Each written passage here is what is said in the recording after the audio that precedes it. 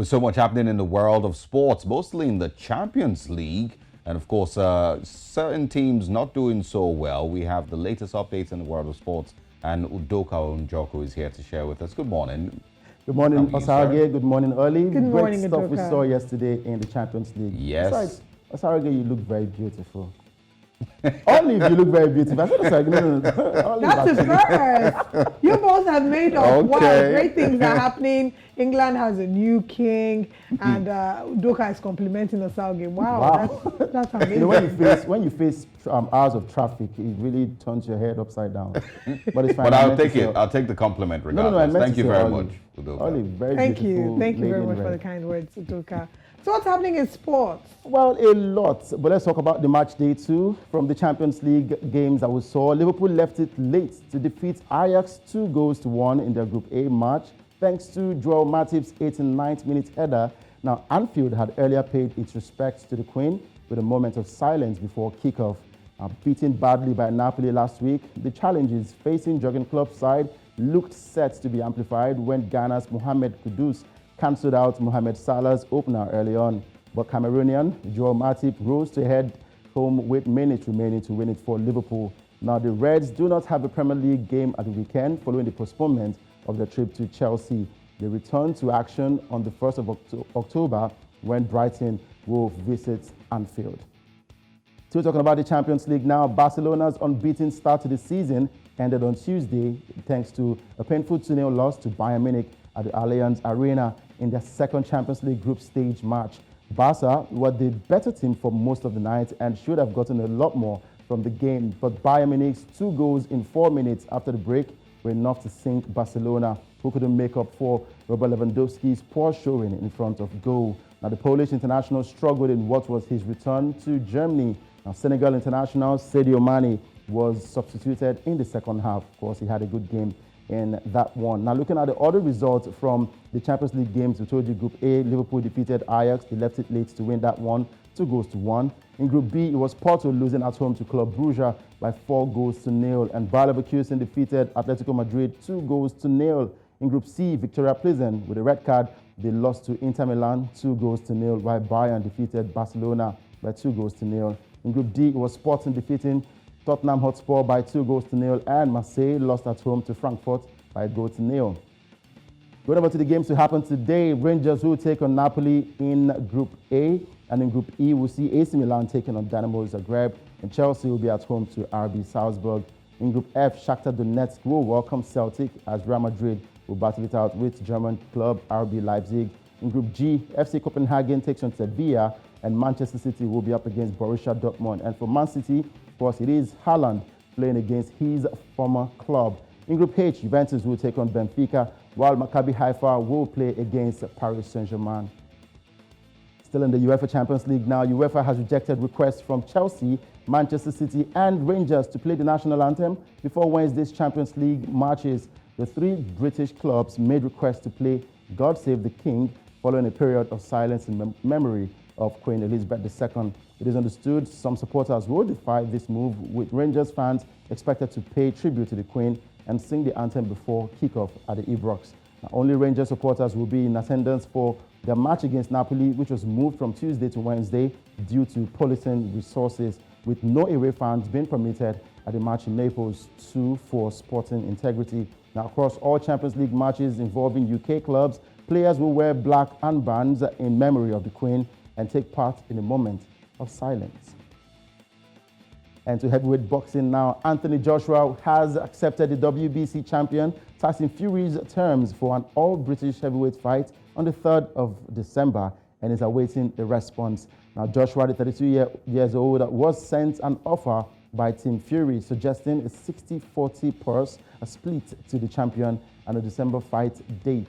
Now, the fight was agreed on Friday, but the announcement was delayed because of the death of the Queen last Thursday. Initial terms have been agreed, but Joshua is yet to sign a contract. 34-year-old Tyson Fury had said he was retiring after beating Dillian Whyte in April and reiterated that claim last month before challenging former world champion Joshua in a video posted on social media. Now, for Joshua, who was beaten by Ukrainian Alexander Usyk in their rematch in Saudi Arabia last month, his third defeat in his past 5 bouts. Now, there's a rematch clause with a 50-50 split if Joshua defeats Fury, but the venue for the December fight, should it go ahead, is yet to be confirmed. So we look forward to what will happen in December. And for a lot of boxing fans who love Anthony Joshua, they've said, look, it is too early for you to come out and say you want to fight someone as fierce as Tyson Fury. But of course, he says he's ready, and we look forward to that December date and see if Joshua can defeat Fury or not. Well, for the boxing world and for Saragay, what do you make of that? Do you think Anthony Joshua should get back to the ring to battle it out with Tyson Fury too early, or is he ready?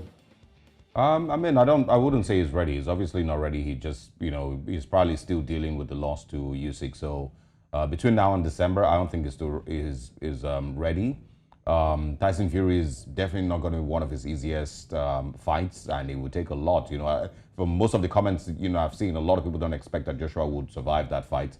A lot of people can already predict Tyson Fury would win. So, it's mostly, for most people's views are, centered around the money. They think it's just a money fight.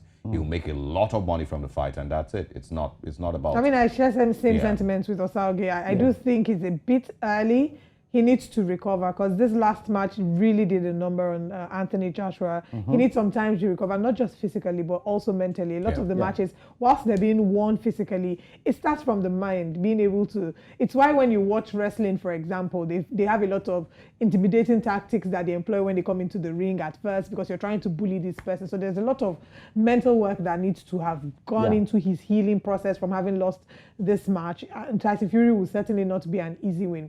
Now, but I'd like us to talk about UEFA refusing to play the God Save the King, the anthem, before the match. Now, they've said that they are basically doing this because they want to maintain the basic routine, maintain a consistent routine. They've also refused to play Champions League anthem before, their matches. But I don't know, how would you say majority of the fans are taking this?